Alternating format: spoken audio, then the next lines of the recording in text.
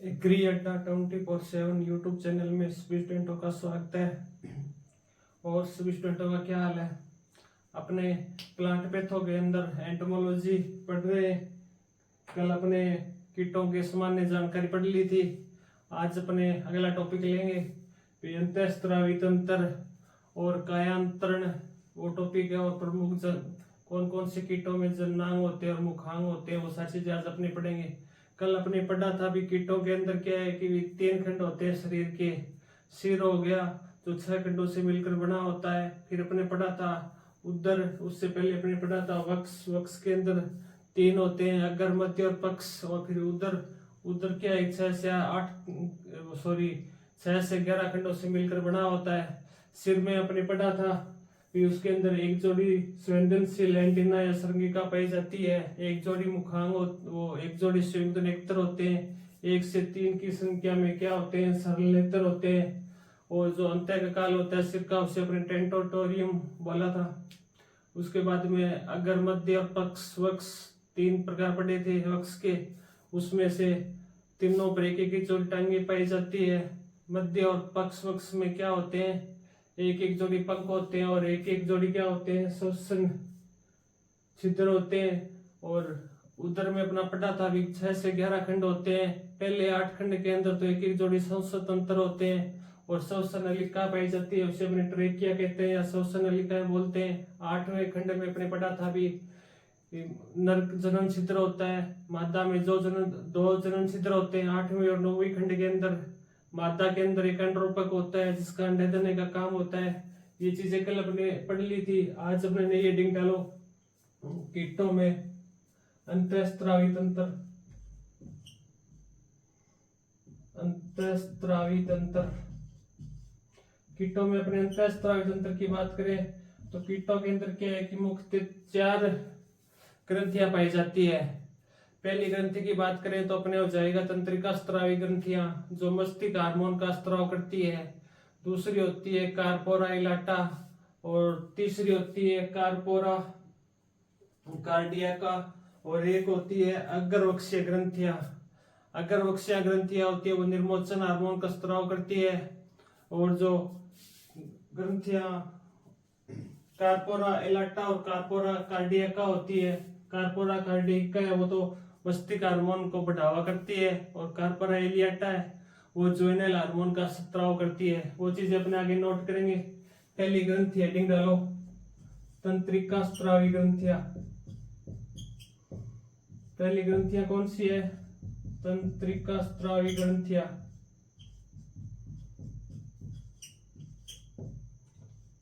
तंत्रिका स्रावी ग्रंथियां, ये जो तंत्रिका स्रावी ग्रंथियां होते हैं ये मस्तिष्क हार्मोन का स्राव करती है। लिख लो इसके अंदर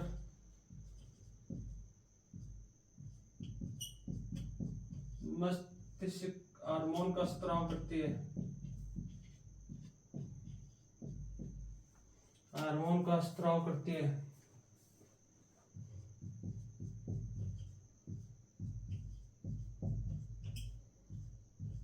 हार्मोन क्या होते हैं जानते हो? हार्मोन क्या होता है?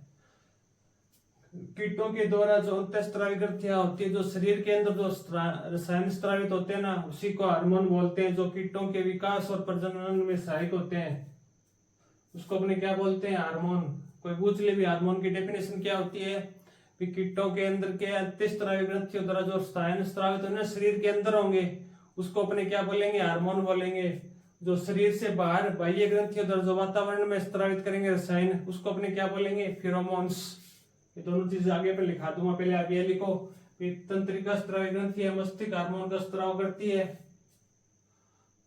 और जो अन्य स्रावी ग्रंथि है ना उसको नियंत्रित करने का या उत्तेजक करने का काम करती है। लिख लो।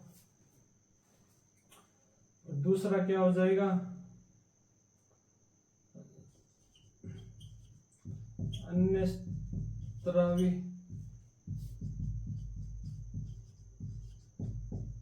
ग्रंथियों में उत्तेजक का काम करता है।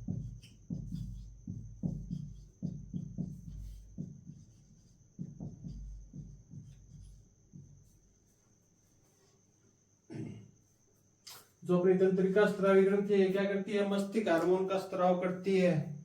और जो अन्य स्रावी ग्रंथियां है तो उत्तेजक हार्मोन का कार्य करती है। ये जो अंतःस्रावी ग्रंथि है ना, जो अन्य जो ग्रंथियां पढ़ेंगे ना अपना 3, उसमें उत्तेजक हार्मोन का कार्य करती है ये। जैसे अपने कार्पोरा एलाटा, कार्पोरा कार्डियका, और एक जो अग्रवक्षीय ग्रंथि होगी उसमें उत्तेजक हार्मोन का कार्य कौन सी ग्रंथि करती है, बुझ ले तो तंत्रिका स्रावी ग्रंथियां करती है। उसके बाद में दूसरी ग्रंथि पढ़े तो कार्पोरा कार्डियका, दूसरी ग्रंथि पढ़े तो कौन सी है, कार्पोरा कार्डियका, कार्पोरा कार्डियका। कार्पोरा कार्डियका ग्रंथियां है, उसका कार्य क्या हो जाएगा, कार्पोरा कार्डियका ग्रंथियां है, ये मस्तिष्क हार्मोन को बढ़ाने का काम करती है। मस्तिष्क हार्मोन को बढ़ाने का कार्य करती है। मस्तिष्क हार्मोन का निर्माण कौन सी ग्रंथियां करती है, तंत्रिका स्रावी ग्रंथि है वो मस्तिष्क हार्मोन का निर्माण करती है। और जो कार्पोरा कार्डियका ग्रंथि है ये मस्तिष्क हार्मोन को क्या करती है, बढ़ाने का काम करती है। और इसके बाद में तीसरी ग्रंथि है जो मोस्ट इंपॉर्टेंट है, कार्पोरा इलियाका।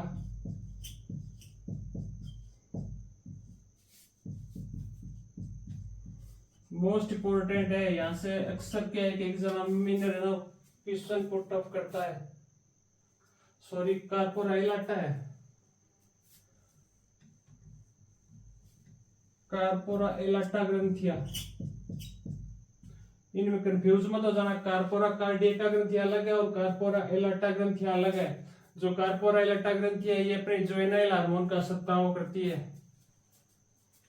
कार्पोरा एलाटा ग्रंथि का क्या काम है, जुवेनाइल हार्मोन का स्राव करती है।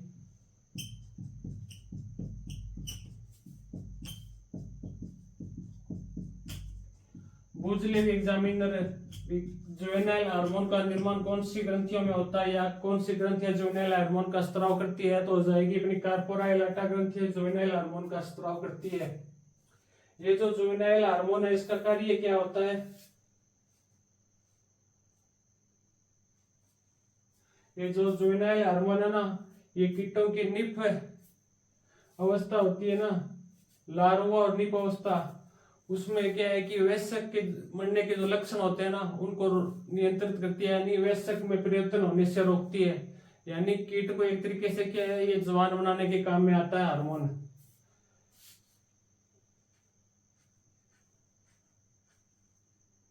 लिख लो जुवेनाइल हार्मोन के कार्य। जुवेनाइल हार्मोन का कार्य क्या होगा,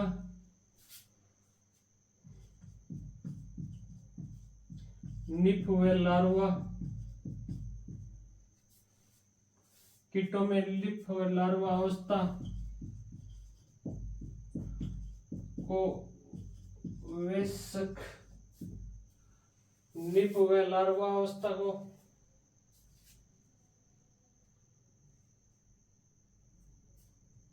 यही से लिख लो, निप हुए लार्वा। जुवेनाइल हार्मोन कार्य क्या है भी, निप हुए लार्वा होते हैं ना जो कीटों की अवस्था होती है, निप हुए लार्वा, इनमें वयस्क, जो वयस्क बनते हैं ना तो जो वयस्क लक्षण होते हैं ना, वयस्क अवस्था के लक्षण,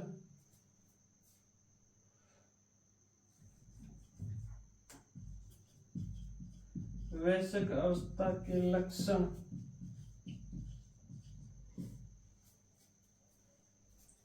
उत्पन्न होने से रोकती है।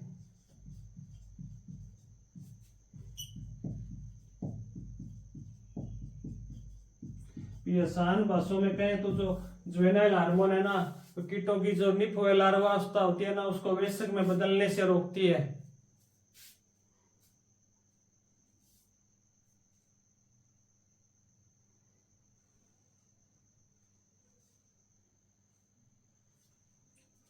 इसलिए इसे मॉर्फोजेनिक हार्मोन भी कहते हैं। इसलिए इसे क्या कहते हैं, मोर्फोजेनेटिक हार्मोन भी कहते हैं, मोर्फोजेनेटिक हार्मोन भी कहते हैं। जुवेनाइल हार्मोन है, इसको क्या कहते हैं, मोर्फोजेनेटिक हार्मोन भी कहते हैं। क्यों कहते हैं, क्योंकि निम्फोवेलार्वा में क्या है कि वयस्क अवस्था के लक्षण उत्पन्न होने से रोकती है, यानी कीटों को वयस्क में बदलने के लिए कौन सा हार्मोन नियंत्रण करता है, जुवेनाइल हार्मोन। इसलिए इस हार्मोन को मोर्फोजेनेटिक हार्मोन भी कहते हैं। और एग्जामिनर पूछ ले भी कीटों में वृद्धि नामक हार्मोन कौन सा है, तो ये जुवेनाइल हार्मोन होगा। जुवेनाइल हार्मोन, इसे कीट वृद्धि नामक हार्मोन भी कहते हैं, इसे कीट वृद्धि नामक हार्मोन भी कहते हैं, कीट वृद्धि नियामक हार्मोन भी कहते हैं। क्योंकि कीटों में क्या है, वृद्धि को नियंत्रित करता है, इसलिए इसे कीट वृद्धि नियामक हार्मोन भी कहते हैं। जुवेनाइल हार्मोन है, मोस्ट इंपोर्टेंट है। क्वेश्चन यहाँ से हर बार एग्जामिनर क्या पुटअप करता है, जो कार्पोरल एटा ग्रंथि है ना, यहाँ से अक्सर क्वेश्चन एग्जाम में आया हुआ है। एक बार और देख लो भी, अंतःस्रावी तंत्र में पहली ग्रंथि पढ़ी थी बने तंत्रिका स्रावी ग्रंथियां, जो मस्तिष्क हार्मोन का स्राव करती है। जो अन्य ग्रंथियों में जो हार्मोन होते हैं उसके उत्तेजक हार्मोन का कार्य करती है। कार्पोरा कार्डियक का ये मस्तिष्क हार्मोन को क्या करती है, बढ़ावा देती है। कार्पोराइल एटा ये जुवेनाइल हार्मोन का स्राव करती है, निर्माण करती है, जुवेनाइल हार्मोन है। इसको मोर्फोजेनेटिक हार्मोन भी कहते हैं, क्योंकि ये कीटों में निप और लार्वावस्था होती है, उसमें क्या है कि वयस्क के लक्षण उत्पन्न होने से रोकती है, यानी कीटों को वयस्क में बदलने से रोकती है। इसलिए इसे क्या कहते हैं, कीट वृद्धि नामक हार्मोन भी कहते हैं। ये नोट करो एक बार।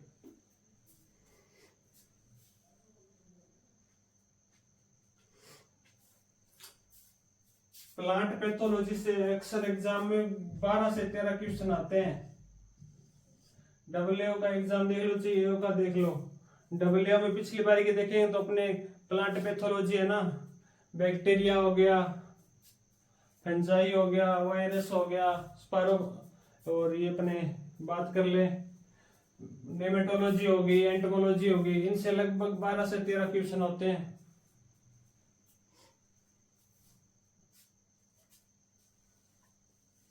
इसके बाद में अपने ये जो जुवेनाइल हार्मोन है ना,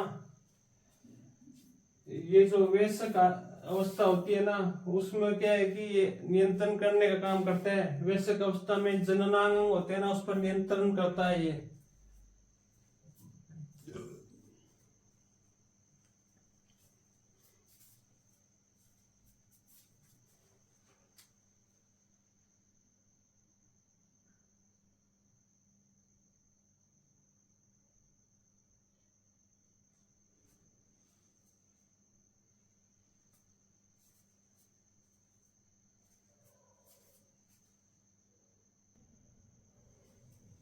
ये जो जुवेनाइल हार्मोन है ना, ये वयस्क कीटों में जननांगों पर नियंत्रण करता है।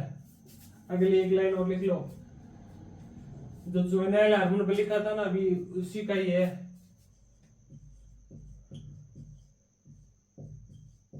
वयस्क कीटों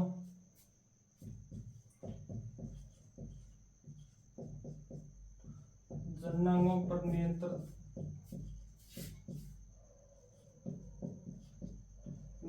रखता है। जो वयस्क कीट होते हैं उनके जननांगों पर नियंत्रण रखता है जुवेनाइल हार्मोन, इसलिए इसे गोनाडोट्रोपिक हार्मोन भी कहते हैं। इसलिए इसे गोनाडोट्रोपिक हार्मोन भी कहते हैं। गोनाडोट्रोपिक हार्मोन भी कहते हैं।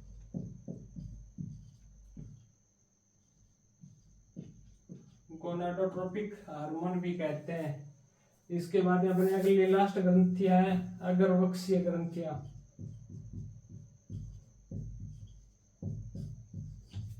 अग्रवक्षीय ग्रंथियां, ये अग्रवक्षीय ग्रंथियां ये निर्मोचन हार्मोन का स्राव करती है। अग्रवक्षीय ग्रंथियां कौन से हार्मोन का स्राव करती है, ये निर्मोचन हार्मोन का स्राव करती है।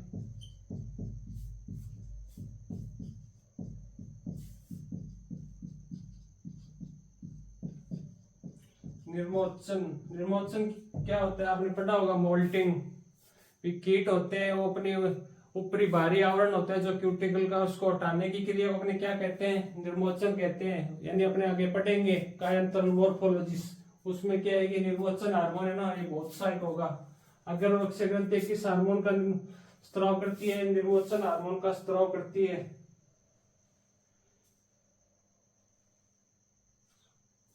निर्मोचन हार्मोन का स्त्राव, निर्मोचन हार्मोन को एक डाइसोन कहते हैं, एक डाइसोन हार्मोन भी कहते हैं, एक डाइसोन हार्मोन भी कहते हैं। निर्मोचन हार्मोन का स्त्राव करती है।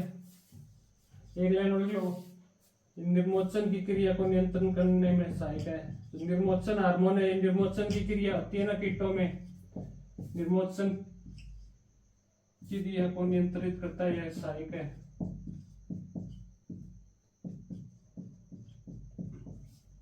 निर्मोचन हार्मोन, इसका कार्य क्या हो जाएगा, निर्मोचन हार्मोन कार्य हो जाएगा, जो कीटों में निर्मोचन की क्रिया होती है ना उसको नियंत्रित करता है। निर्मोचन क्या होता है, कीटों की क्या है, जो बाहरी आवरण होता है क्यूटिकल कहते हैं, जिसे अपने जो प्रोटीन या काइटिन से मिलकर बना होता है, जो क्या है निर्जीवी परत है। निर्जीवी परत है तो अपने को पता है कीट क्या है कि वृद्धि नहीं कर पाएंगे, तो कीटों में वृद्धि और विकास के लिए वो क्या करते हैं, क्यूटिकल परत को उठाते रहते हैं। तो उसी को अपने क्या कहते हैं, निर्मोचन क्रिया मोल्टिंग कहते हैं। उसमें कौन सा हार्मोन सहायक होगा, निर्मोचन। निर्मोचन हार्मोन का स्त्राव कौन सी ग्रंथियां करती है, अग्रवक्षीय ग्रंथियां, इंपॉर्टेंट है।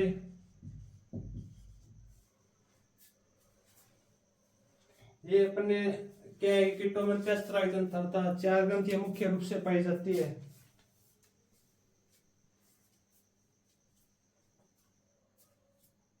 अब अपने अगली हेडिंग डालेंगे कायांतरण यानी मोर्फो, कायांतरण या मेटामोर्फोसिस।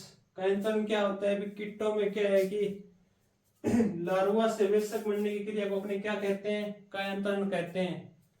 कीटों में लार्वा से वयस्क बनने की क्रिया क्या कहलाती है, कायांतरण या मेटामोर्फोसिस कहते हैं। आपने पढ़ा होगा कि कायांतरण 2 प्रकार का होता है, पूर्ण कायांतरण और अपूर्ण। पर वैसे अपने कायांतरण 3 प्रकार का होता है। पहला होता है कायांतरण, दूसरा है पूर्ण कायांतरण और तीसरा होता है पूर्ण कायांतरण। नोट कर लिया सभी ने।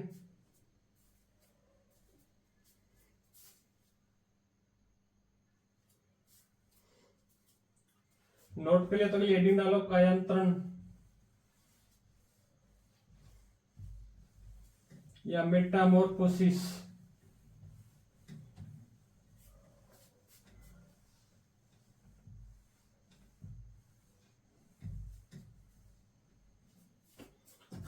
अगली हेडिंग डालो कायांतरण। कायांतरण, कायांतरण को इंग्लिश में क्या बोलते हैं, मेटामोर्फोसिस। कायांतरण किसे कहते हैं,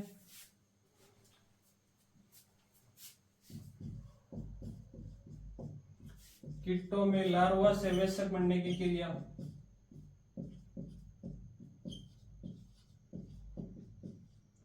कीटों में लार्वा से वयस्क बनने की क्रिया क्या कहलाती है, कायांतरण।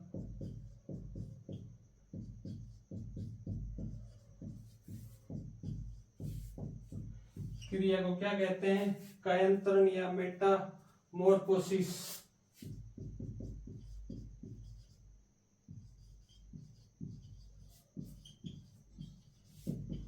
कायांतरण या क्या कहलाती है, मेटामोर्फोसिस। कायांतरण ये कितने प्रकार से होता है, कायांतरण 3 प्रकार का होता है। पहला होता है अकायांतरण या अमेटामोर्फोसिस। दूसरा होता है अपूर्ण कायांतरण, अपूर्ण कायांतरण। अकायांतरण और अपूर्ण कायांतरण लगभग सेम होता है। कीटों में क्या होती है भी, अकायांतरण में 3 अवस्था होती है कीटों में, अंडा और लार्वा, अंडा, निप और वयस्क। कीटों का जीवन चक्र है वो अकायांतरण अवस्था में लार्वा, निप और वयस्क में होता है। इसमें जो लार्वा और निप अवस्था होती है ना, वो सॉरी निप और वयस्क अवस्था होती है ना, उसमें केवल एकांतर में इतना ही, निप और वयस्क की जो कार्क में वृद्धि होती है ना, उसमें इतना ही अंतर होता है। और अपूर्ण कांतर में इसमें भी 3 अवस्था होती है, अंडा, निप और वयस्क। लेकिन इसके अंदर इतना फर्क आ जाएगा, अभी जो निप होते हैं ना उसके अंदर पंख और जननांग अनुपस्थित होते हैं, और वयस्क बनने के बाद उसके अंदर पंख और जननांग विकसित हो जाते हैं। इसलिए अपूर्ण और अकांतर और अपूर्ण कांतर लगभग सेम ही होता है। अकांतर के अंदर लिख लो, इनमें कीटों का जीवन चक्र 3 अवस्थाओं में पूरा होता है। अकांतर में क्या होता है, कीटों का जीवन चक्र है वो 3 अवस्थाओं में पूर्ण होता है।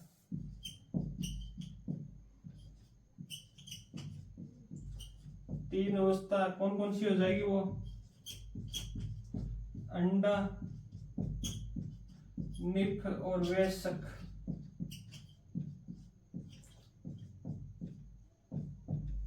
एकांतर में जो कीटों का जीवन चक्र होता है वो 3 अवस्थाओं में पूर्ण होता है। 3 अवस्था कौन सी होगी, एक तो होगी अंडा, अंडा से ये निप में जाए बदलेगा, निप से ये वयस्क में, ये एकांतर हो जाएगा। ठीक है, अब इसमें निप और वयस्क है ना, एकांतर में इतना ही अंतर होगा, इनके आकार में वृद्धि होगी बस। निप है और वयस्क में सिर्फ इतना ही अंतर होगा, अब इसमें क्या है, आकार में वृद्धि होगी एकांतर में। और अपूर्ण का अंतर है, इसमें भी 3 अवस्था होगी, अंडा, निप और वयस्क 3 अवस्था होगी।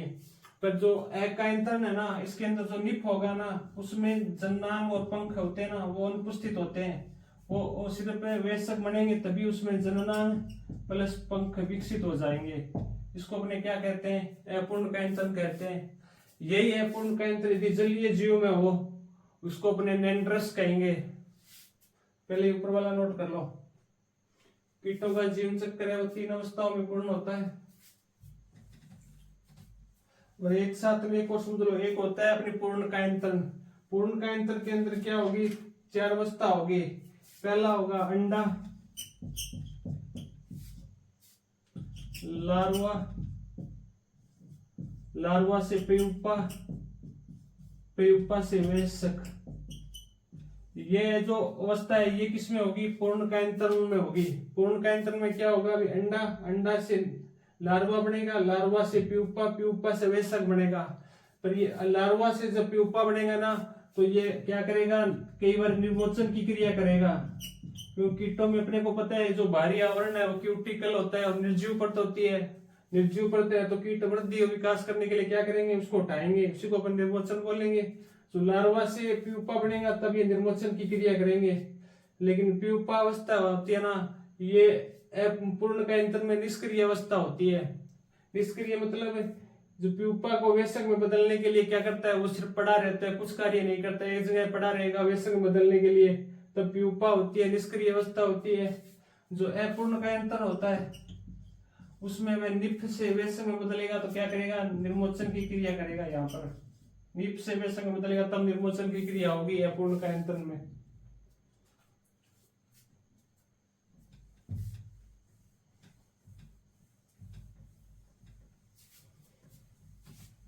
पहले अपने एक कांतर में लिखो, एक कांतर में क्या होगा, कीटों का जीवन चक्र 3 अवस्थाओं में होता है, अंडा, निप और वयस्क में पूरा होता है। अंडा, निप और वयस्क में पूरा होता है।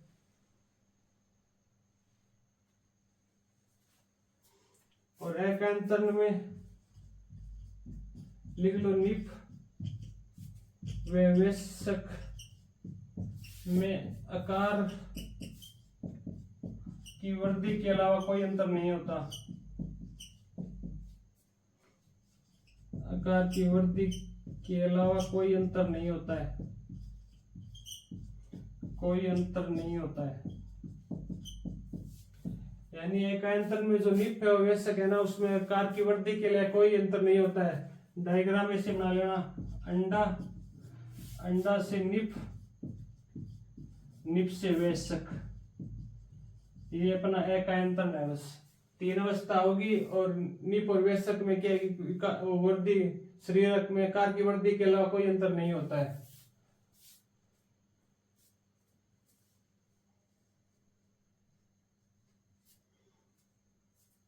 एकांतरण या एयर मेटामॉर्फोसिस।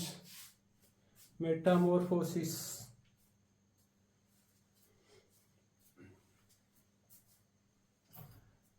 ऊपर वाला लिख लिया सभी ने। कायांतरण कीटों में लार्वा से वयस्क बनने की क्रिया को क्या कहते हैं अपने? कायांतरण या मेटामॉर्फोसिस। कायांतरण नोट कर लिया सभी ने। अब अगली हेडिंग डालो, अपूर्ण कायांतरण।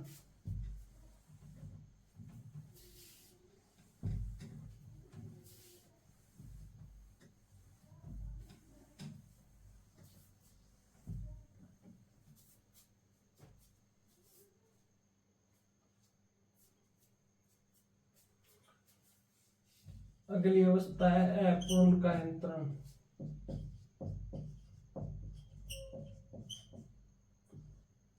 अपूर्ण कायांतरण इसमें लिखो,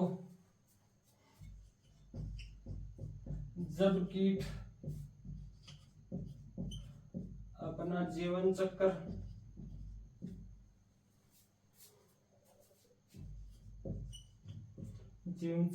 तीन अवस्थाओं में पूर्ण करता है। तीन अवस्था कौन सी हो जाएगी? वो अंडा, निप और वयस्क में पूरा करता है। जब कीट के अपना जीवन चक्र तीन अवस्थाओं में पूरा करता है,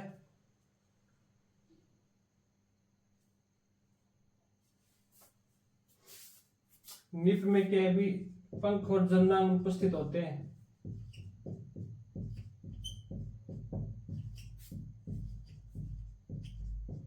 निप व जननांग क्या होते हैं? अनुपस्थित होते हैं।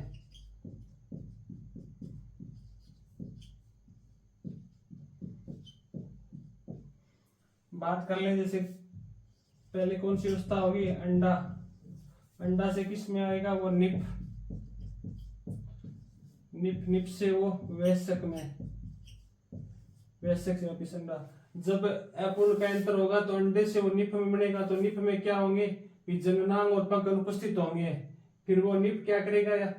वयस्क में बदलने से पहले क्या करेगा? निर्मोचन की क्रिया करेगा, यानी अपने जो शरीर का क्यूटिकल बाहरी आवरण होता है ना, उसको हटा देगा। वो हटाएगा कब? निप से वयस्क बनने से पहले वो हटाएगा, विमोचन की क्रिया का। तभी उसमें क्या है कि शरीर में वृद्धि होगी। शरीर में वृद्धि होगी तो वयस्क बनने पर उसमें पंख और जननांग विकसित हो जाएंगे। तो बूझ ले भी अपूर्ण अवस्था में पंख और जननांग कौन सी अवस्था में विकसित होते हैं? तो वयस्क में हो जाएगा। निर्मोचन कौन सी क्रिया के बाद करता है? तो निप बनने के बाद वो निर्मोचन की क्रिया करता है। ये थोड़ा आप ध्यान में लिख रख लेना, डायग्राम बना लो इस साथ में, फिर आगे मैं आपको लिखाऊंगा।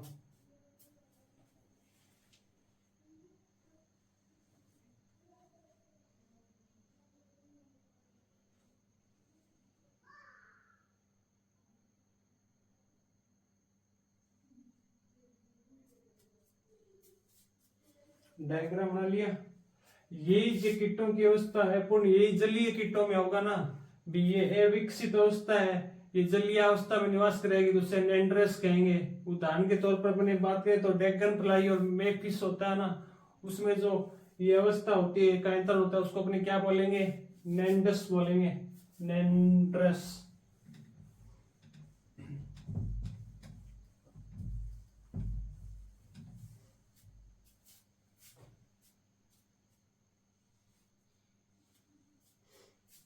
लिख लो, यदि अविकसित अवस्था जलीय निवास में रहती है। जलीय निवास मतलब जो जलीय कीट होते हैं ना, उसमें यदि अविकसित अवस्था यानी निप है, वो क्या है कि जलीय अवस्था में रहती है। जलीय निवास में रहती है तो उसे क्या बोलेंगे अपने? नेंड्रस। नेंड्रस कहते हैं। उदाहरण की बात करें तो अपने ड्रैगन फ्लाई,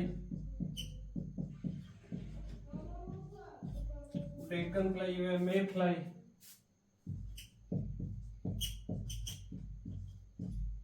उदाहरण ड्रैगन फ्लाई व मे फ्लाई। ड्रैगन फ्लाई व मे फ्लाई की अविकसित अवस्था उसको क्या कहेंगे? नैंड्रस। अविकसित अवस्था क्या कहलाएगी? अविकसित अवस्था क्या कहेंगे अपने? नैंड्रस कहते हैं। यदि ये जलीय कीट होगा, अविकसित अवस्था को अपने क्या कहते हैं? नैंड्रस कहते हैं। बस इतनी सी बात है। जलीय जो बात करें हमने, ड्रैगन फ्लाई हो गया और मे फ्लाई हो गया, इसको अपने क्या कहेंगे? नैंड्रस कहते हैं। इसके बाद एक चीज नोट लगा के लिख लेना, बहुत इंपॉर्टेंट चीज है ये। जितने भी जीवों में अपूर्ण का इंतरण होगा ना, उसकी हानिकारक अवस्था निप और वेशक दोनों होगी, कोई सा ही हो चाहे। नोट लगा लिख लेना। जिस कीट में अपूर्ण का इंतरण होगा, उसकी हानिकारक अवस्था निप व लार्वा होगी। उसकी हानिकारक अवस्था कौन सी होगी? ये अपने आगे पढ़ेंगे भी। कीटों में जो नुकसान पहुंचाते हैं वो कीट कौन सी अवस्था पे आक्रमण करते हैं, पादों में कौन सी अवस्था हानिकारक होती है। तो जितने भी जीवों में अपूर्ण का इंतरण होगा, उसकी निप व वयस्क अवस्था हानिकारक होगी। निप और वयस्क अवस्था हानिकारक होगी। अपनी बात कर ले भी, इसके अंदर अपूर्ण का इंतरण किन किन जीवों में पाया जाता है, तो उदाहरण लिख ले लो। मीपटेरा गण के जितने भी जीव होंगे ना, मीपटेरा गण के जितने भी जीव है, गण के कीट, वो सभी में हानिकारक अवस्था कौन सी होगी? निप व्यवस्थक। यानी मीपटेरा गण के जीवों में, कीटों में, सभी में क्या पाया जाएगा? अपूर्ण का इंतरण होगा। यदि एग्जाम में अपने को पूछ ले भी अपूर्ण निम्न में से किस कीट के अंदर अपूर्ण का इंतरण है, तो मीपटेरा गण के जितने भी कीट होंगे ना, उसमें अपूर्ण का इंतरण होगा। अब बात रही है मीपटेरा गण में कौन कौन से कीट आते हैं, तो इसके बाद अपने अगली क्लास पढ़ेंगे ना, कीटों का वर्गीकरण पढ़ेंगे, उसमें आपको मैं सभी में लिखा दूंगा भी। मीपटेरा में कौन से कीट आते हैं, लेपिपटेरा में कौन से आते हैं, कोलियोप्टेरा में कौन से आते हैं, तो एक बार इतना लिख लो भी मीपटेरा के गण। इसके अलावा अपने बात करें, इसके अलावा कॉकरोच हो गया। कॉकरोच में भी अपूर्ण का इंतरण होता है। कॉकरोच हो गया, टीटी हो गई, ग्रास होपर हो गया, ग्रास होपर, कॉकरोच, टिड्डी, ग्रास होपर और एक दीमक, इनमें क्या पाया जाता है? अपूर्ण का इंतरण होता है। कॉकरोच, टिड्डी, ग्रास होपर, दीमक में क्या होगा? अपूर्ण। और मीपटेरा गण के जितने भी कीट होंगे उसमें क्या होगा? अपूर्ण का इंतरण पाया जाएगा। और जिसमें अपूर्ण का इंतरण होगा उसमें हमेशा ध्यान रखना, हानिकारक अवस्था होगी, निप व वयस्क दोनों नुकसान पहुंचाएंगे। निप और वयस्क। अपूर्ण का इंतरण में क्या होता है? अंडा निप वयस्क होते हैं, लार्वा नहीं होता है, ये चीज ध्यान में रखना। यानी निप बोलते हैं।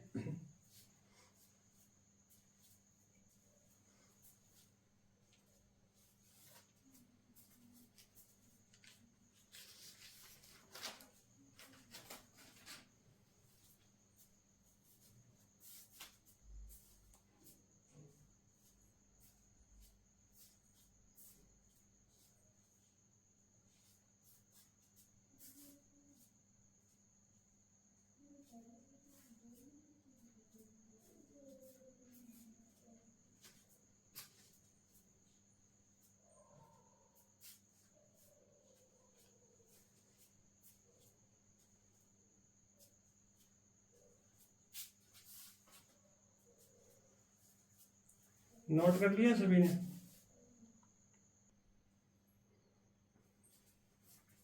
अब अपना तीसरा कायांतरण है, कौन सा है? पूर्ण कायांतरण, यानी कंप्लीट मेटामॉर्फोसिस। पूर्ण कायांतरण। पूर्ण कायांतरण में क्या होता है? इसके अंदर पहले लिखो, जब कीट अपना जीवन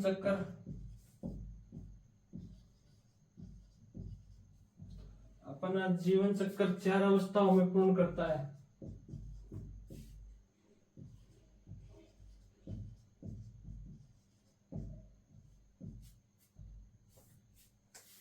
चार अवस्था में पूर्ण करता है। चार अवस्था कौन सी होगी? अंडा, लार्वा, प्यूपा और वयस्क। अंडा, लार्वा और वयस्क में पूर्ण करता है।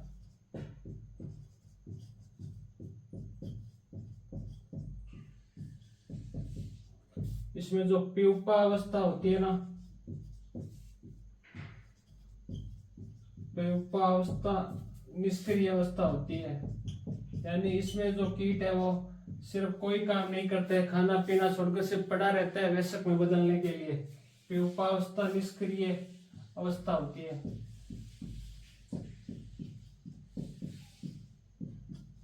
निष्क्रिय अवस्था होती है। अंडा, अंडा से लार्वा, लार्वा से प्यूपा, प्यूपा से वयस्क। अंडा, अंडा से लार्वा बनेगा। लार्वा बनने के बाद वो क्या करेगा? निर्मोचन की क्रिया करेगा। निर्मोचन की क्रिया कब करेगा? लार्वा बनने के बाद निर्मोचन करेगा। निर्मोचन करने के बाद प्यूपा में जाएगा। प्यूपा कौन सी अवस्था होगी? निष्क्रिय अवस्था होगी। और फिर वयस्क, वयस्क से अंडा, ये अपना क्या हो जाएगा? पूर्ण कायांतर। पूर्ण कायांतर की अपनी बात करें अभी कौन कौन से गण में होता है, उसका उदाहरण लिख लो। कोलियोप्टेरा,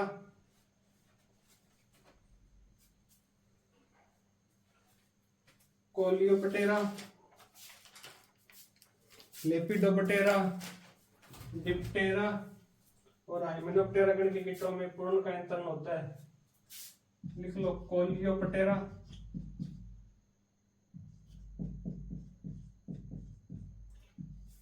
कोलियोप्टेरा, लेपिडोप्टेरा,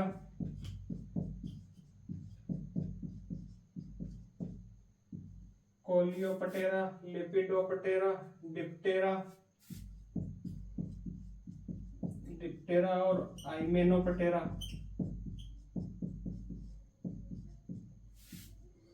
के गण कीटों में क्या होता है? पूर्ण कायांतरण होता है। कोलियोप्टेरा, लेपिडोप्टेरा, डिप्टेरा, हाइमेनोप्टेरा गण में जो कीट आते हैं उसमें कौन सा कायांतरण होता है? पूर्ण कायांतरण होता है। अब एक चीज और लिख लेना, कीट है वो निर्मोचन की क्रिया कब करते हैं?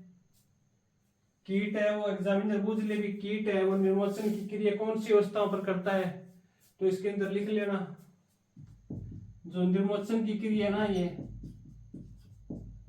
ये अविकसित अवस्था पर करता है। अविकसित अवस्था कौन सी होगी कीटों में? अपूर्ण कायांतरण में तो होगी निफ। निफ, यदि स्थलीय कीट है तो वो निफ बोल देंगे अपने, यदि जलीय कीट है उसको अपने नेंड्रस कहते हैं, नेंड्रस। और पूर्ण कायांतरण होगा तो उसमें कौन सी अवस्था पर करेगा निर्मोचन क्रिया? लार्वा पर। ये चीज लिख लेना एक साइड में भी, कीट है वो निर्मोचन क्रिया कब करता है? अपूर्ण कायांतरण होगा तो निफ और नेंड्रस अवस्था में करेगा, और पूर्ण कायांतरण होगा तो लार्वा अवस्था पर वो क्या करता है? निर्मोचन की क्रिया करता है। निर्मोचन की क्रिया कब करता है? निर्मोचन की क्रिया निफ, नेंड्रस, लार्वा अवस्था पर करता है। अवस्था पर करता है। ये एक लाइन नोट कर लेना इनसे। एग्जामिनर पूछ ले भी कीट है वो अपनी निर्मोचन की क्रिया है वो कौन सी अवस्था पर करता है, और है पूर्ण कायांतरण में पूछ ले भी निष्क्रिय अवस्था कौन सी होती है, तो प्यूपा अवस्था है वो निष्क्रिय अवस्था होती है। एग्जाम पूछ ले भी कीट कौन सी अवस्था पर पूर्ण कायांतरण में खाना पीना छोड़कर पड़ा रहता है, तो प्यूपा अवस्था हो जाएगी।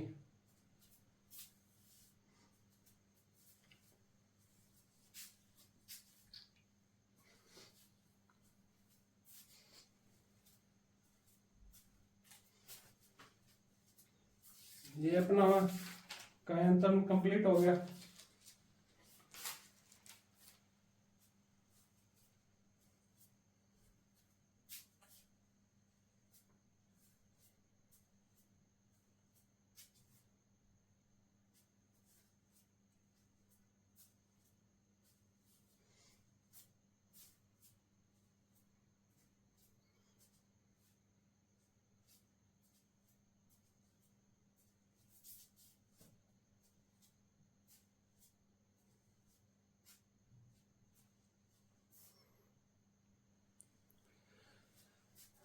कीटों में क्या है कि अक्सर 2-3 वर्ड डेफिनेशन है, वर्ड है, वो एग्जामिनर क्या है कि कई बार क्वेश्चन पूछ लेता है।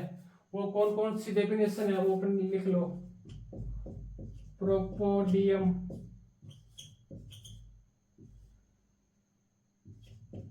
पेटियोल और फिजोगेस्ट्री।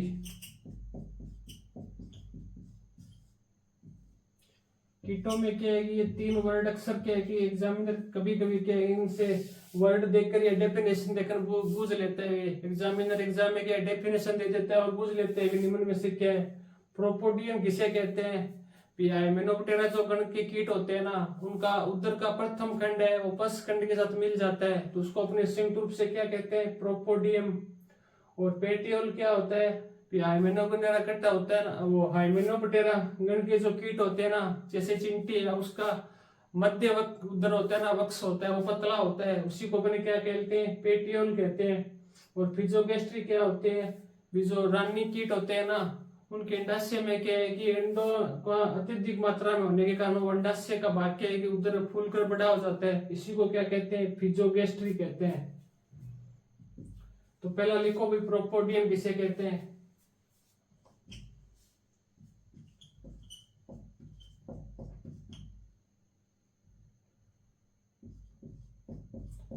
हाइमेनोप्टेरा गण की कीटों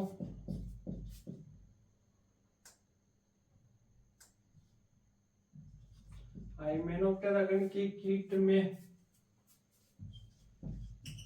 उदर का प्रथम खंड है, प्रथम खंड पस खंड यानी लास्ट खंड के साथ मिल जाता है।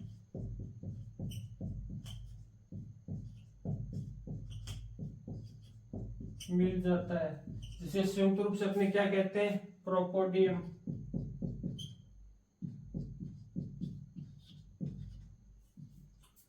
प्रोपोडियम।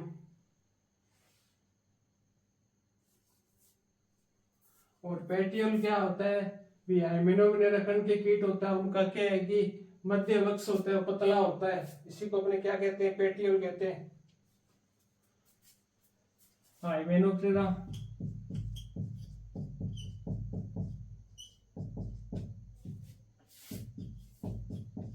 कीट में उत्तर का सेकंड खंड होता है ना, सेकंड खंड पतला होता है, उसी को अपने क्या कहते हैं? पेटियोल कहते हैं। यानी हाइमेनोप्टेरा गण के जो कीट होते हैं उधर का सेकंड भाग है पतला होता है, उसी को अपने क्या कहते हैं? पेटियोल कहते हैं। और फिजोगेस्ट्री किसे कहते हैं? रानी रानी दिमक में, रानी दिमक के अंडाशय में अत्यधिक अंडे होने के कारण, अत्यधिक अंडे होने के कारण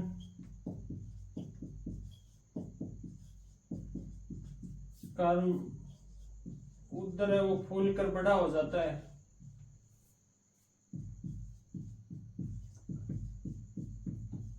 बड़ा हो जाता है, इसी को अपने क्या कहते हैं? फिजोगेस्ट्री कहते हैं। रानी दिमक का जो अंडाशय होता है उसमें क्या है कि अत्यधिक मात्रा में अंडे होने के कारण उसका उधर फूलकर बड़ा हो जाता है, इसी को अपने क्या कहते हैं? फिजोगेस्ट्री कहते हैं। ये 3 वर्ड है कीटों में, इनसे क्या है कि केवल डेफिनेशन देखकर वो क्या है कि एग्जामिनर पूछ लेते हैं कि फिजोगेस्ट्री किसे कहते हैं, पेटियोल का या प्रोपोडियम क्या है।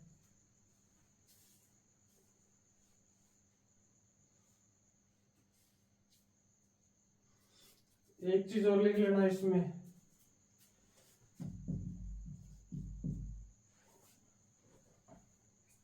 एक्रिकिडी कुल के जो ग्रास होपर है ना, उसके प्रथम खंड में ना टिम्पेंटेनम नामक अंग पाया जाता है।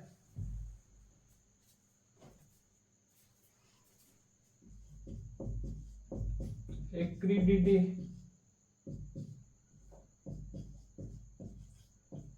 कुल के ग्रास ऊपर के उधर के पृष्ठ खंड में टिम्पेनम नामक अंग पाया जाता है।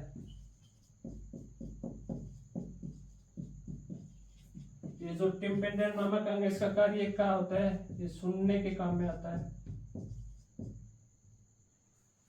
तो अपने को बूझ ले भी टिम्पेनम अंग है, ये किस में पाया जाता है? तो एक्रिकिडी कुल के ग्रासहोपर में पाया जाता है। और कहाँ पे स्थित होता है? तो बूझ ले तो अपने क्या है, उधर के फर्स्ट खंड में स्थित होता है।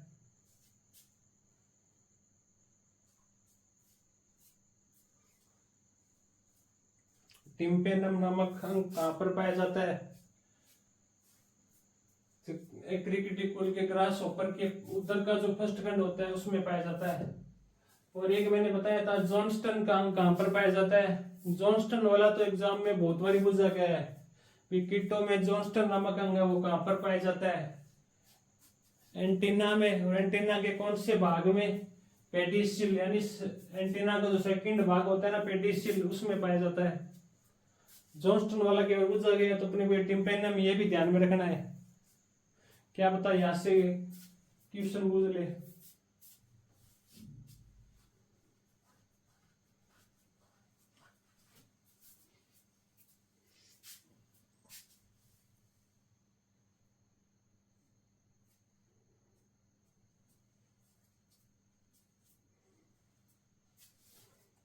एक्रिकिडी कुल के ग्रासहोपर के उदर के फर्स्ट खंड में टिम्पेनम नामक अंग पाया जाता है।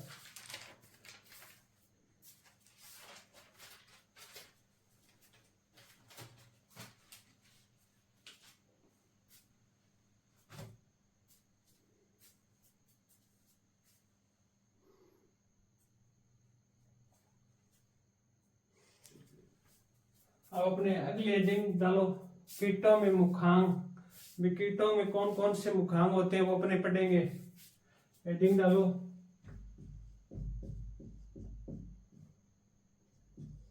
कीटों के मुखांग या कीटों में मुखांग। कौन कौन से कीटों में मुखांग पाए जाते हैं वो बात करेंगे। पहले मुखांग की अपने बात करें तो लेब्रम। लेब्रम कीटों में मुखांग का मतलब पहला है लेब्रम। लेब्रम किसे कहते हैं? कीटों के ऊपरी होठ है उसको अपने क्या बोलते हैं? लेब्रम। ऊपरी होठ को क्या बोलते हैं? लेब्रम। दूसरा है लेबियम। लेबियम किसे कहते हैं? कीटों में निचले होठ को। निचला होठ है उसको अपने क्या कहते हैं? लेबियम। तीसरा है मैंडिबल। मैंडिबल, मैंडिबल का क्या काम होता है? काटने और चबाने में। काटने व चबाने में कौन सा अंग काम में आता है? मुखांग का। तो वो हो जाएगा अपने मैंडिबल। अगला है मैगजिला। मैगजिला, मैगजिला का क्या कार्य होता है? कीटों में भोजन को पकड़ने में। भोजन को पकड़ने में कौन सा अंग सहायक है या कौन सा अंग भोजन को पकड़ने काम में आता है? तो वो हो जाएगा अपना मैगजिला। अगला है हाइपोफेरिक्स। हाइपोफेरिक्स, हाइपोफेरिक्स कीटों में जन्म है। इसका कार्य क्या होता है? ये जीवा का कार्य करता है। जीवा का कार्य कौन सा अंग करता है? हाइपो। जीवा का कार्य कौन सा अंग करता है कीटों में? हाइपोफेरिक्स। कीटों में मुखांग की बात करें तो लेब्रम, लेबियम, मैगजिला, मैंडिबल और हाइपोफेरिक्स है। हाइपोफेरिक्स का क्या कार्य होता है? जीव का कार्य करता है। जीवा का कार्य कौन सा करता है? हाइपोफेरिक्स। भोजन को पकड़ने में कौन सा सहायक है? मैगजिबल। भोजन को काटने और चबाने में मैंडिबल। लेब्रम ऊपरी होठ को, निचले होठ को लेबियम। नोट कर लो अपने। फिर अपने पढ़ेंगे कीटों में मुखांगों के प्रकार। ये तो हो गए अपने कीटों में मुखांग। अगला पढ़ेंगे अपने कीटों में मुखांग भी कौन से कीट में कौन सा मुखांग पाए जाते हैं? काटने या चबाने वाला, चूसना चबाने, खुरचने वाले वो अपने पढ़ेंगे। ये नोट कर लिया सभी ने?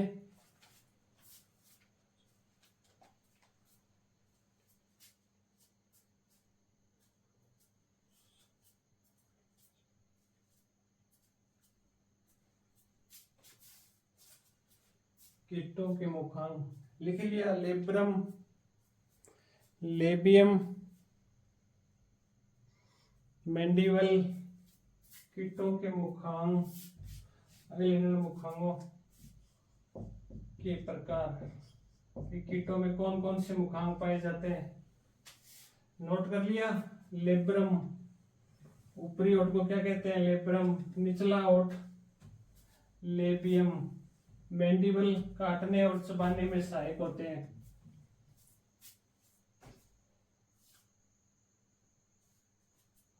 पहला मुखांक का प्रकार लिखो, काटने व चबाने वाले। काटने व चबाने वाले। काटने व चबाने वाले मुखांक किस में पाए जाते हैं? वो लिख लो। ग्रास हॉपर यानी टिड्डा और टिड्डे में। ग्रास हॉपर और टिड्डे और कॉकरोच। कॉकरोच और दीमक भी काटने और चबाने वाले मुखांक किस में होते हैं? ग्रास हॉपर, टिड्डी, कॉकरोच और दीमक में कौन से मुखांक पाए जाते हैं? अपने काटने व चबाने वाले। दूसरा क्वेश्चन अपने चूसने और चबाने वाले हैं, चुबाने व चूसने वाले। दूसरा है अपने चुबाने व चूसने वाले। चुबाने व चूसने वाले मुखांक। चुबाने व चूसने वाले मुखांक को चले तो वो हो जाएगा मोइला में। मोइला, सफेद मक्खी, सफेद मक्खी, मादा मच्छर, मादा मच्छर। मोइला, सफेद मक्खी, मादा मच्छर, जेसिड, जेसिड और लाख, लाख कीट। ये मोइला, सफेद मक्खी, जेसिड और अतेला है ना, ये मिप्टेरा गण के अंदर आते हैं चारों। कल अपने वर्गीकरण पढ़ेंगे तो उसमें मैं लिखा दूंगा भी कौन सा हाइपोप्टेरा में आता है, कौन सा किस में आता है। मोइला, सफेद मक्खी, जेसिड, लाख है ना, ये मिप्टेरा गण में आते हैं। इसके बाद अगला है अपना चाटने व चुबाने वाले। तीसरे कौन सा है? चाटने व चुबाने वाले मुखांक किस में पाए जाएंगे? मधुमक्खी में। चाटने व चुबाने वाले मुखांक किस में होते हैं? मधुमक्खी में। और खुरचने,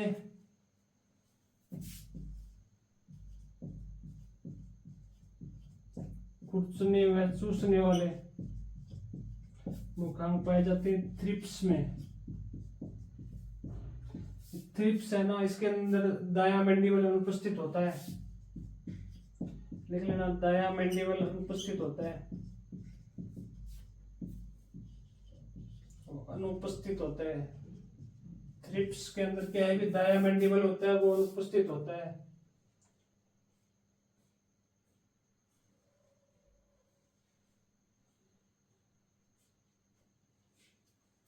अगला है स्पंजाकार मुखांक। स्पंजाकार मुखांक, स्पंजाकार मुखांक है वो घरेलू मक्खी में पाए जाते हैं, घरेलू मक्खी में। अगला है साइफोनिंग, साइफोनिंग मुखांक। साइफोनिंग मुखांक है वो तितली और स्लम में पाए जाते हैं, तितली एंड स्लम में। इन दोनों है ना, स्पंजाकार और साइफोनिंग है ना, इनमें मैंडिबल अनुपस्थित होता है। मैंडिबल जो कीटों का मुखांक का प्रकार है ना, वो अनुपस्थित होता है किसमें? स्पंजाकार और साइफोनिंग में। ये साइफोनिंग है, तो साइफोनिंग।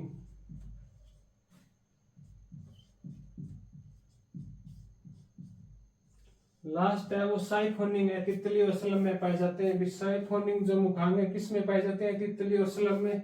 स्पंजाकार मुखांग है वो घरेलू मक्खी में। इनमें दोनों में क्या होता है? मैंडिबल होता है, वो अनुपस्थित होता है। इसके बाद अपने पढ़ा था भी खुरचने में चूसने वाले किस में पाए जाते हैं? मुखांग थ्रिप्स में पाए जाते हैं। और थ्रिप्स में कौन सा मैंडिबल अनुपस्थित होता है? दायां मैंडिबल होता है, वो थ्रिप्स में अनुपस्थित होता है। और चाटने और चुबाने वाले मुखांग है वो किस में पाए जाएंगे? मधुमक्खी में। चुबाने और चूसने वाले मोइला, सफेद मक्खी, मादा मच्छर, चेसिर और लाख।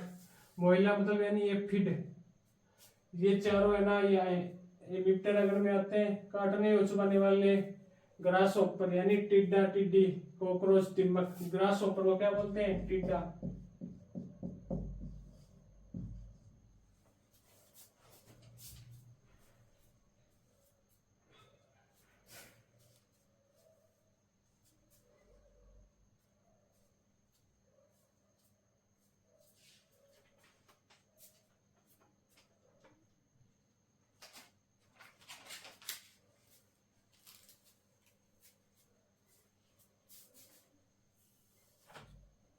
ये अपने कीटों के मुखांग कंप्लीट हो गए। कल अपने पंख है वो पढ़ लेंगे। कीटों में पंख कितने प्रकार के और टांगे कितने प्रकार की पाई जाती है, ये कल अपने पढ़ेंगे। और एक सरंगिका, कौन से कीटों में कौन कौन सी सरंगा या एंटीना पाई जाती है, ये तीनों चीजें अपने कल पढ़ेंगे। कुछ बच्चे पूछ रहे थे सर एंटोमोलॉजी कितने दिन में कंप्लीट हो जाएगी? तो एंटोमोलॉजी है वो लगभग 10 से 11 क्लासों में कंप्लीट होगी। यानी अभी तक 8-9 क्लास और लगाएंगे तब अपनी क्या है कि एंटोमोलॉजी कंप्लीट होगी। अभी तो इसके अंदर अपने जो कीटों का वर्गीकरण है, कौन से गण में कौन सा कीट आता है वो पढ़ेंगे। उसके बाद अपने दीमक और टिड्डी के बारे में कंप्लीटली पढ़ेंगे, क्योंकि यहाँ से अक्सर एग्जामिनर क्वेश्चन पूछता है। उसके बाद अपने फसलों में जो कीट होते हैं वो पढ़ेंगे। उसके बाद में अपने आईपीएम यानी इंटीग्रेटेड पेस्ट मैनेजमेंट है उसके बारे में पढ़ेंगे। तो अभी तो क्या है 10-11 दिन और लगेंगे एंटोमोलॉजी कंप्लीट होने में। पर आपको एक चीज ध्यान रखना, प्लांट पैथोलॉजी में जितना मैं करवा रहा हूँ ना उससे बाहर क्वेश्चन नहीं जाएगा डब्ल्यूओ के अंदर।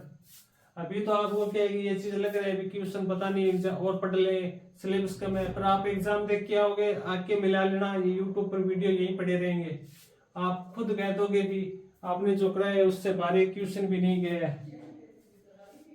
इससे पहले मैंने आपको एग्रीकल्चर इंजीनियरिंग करवाई हुई है और स्टैटिक्स करवाई हुई है, आप वो भी वीडियो जाके देख सकते हो। भी अपना यहाँ पे एक ही मकसद है भी डब्ल्यूओ के अंदर जो अदर सब्जेक्ट है ना, भी एग्रोनॉमी को छोड़कर, हॉर्टिकल्चर, एग्रोनॉमी और एनिमल हस्बेंड्री को छोड़कर जितने भी सब्जेक्ट है उनका यहाँ पर कोर्स आपको फ्री कराया जाएगा। क्योंकि मैं खुद जब डब्ल्यूओ को तैयारी करता था, सर्विस में लगा, उसके बाद मेरे खुद को पता चला है कि अपने को क्या है डब्ल्यूओ का जो मैटर है ना, एग्रोनॉमी, हॉर्टिकल्चर और एनिमल हस्बेंड्री को छोड़कर कहीं पर नहीं मिलता है। मिलता है तो क्या है कि इंग्लिश मीडियम में गाइड में मिलता है, उनमें मिलता है। तो ये एक मैंने छोटी सी आपके लिए पहल शुरू की एग्रीकल्चर स्टूडेंट के लिए। तो आपसे आशा करते हैं भी आप हमारा भी इसमें शौक करो, वीडियो को ज़्यादा से ज़्यादा शेयर करो। आपको बढ़िया लगे तो आप चैनल को सब्सक्राइब कर सकते हो। धन्यवाद सभी स्टूडेंटों का।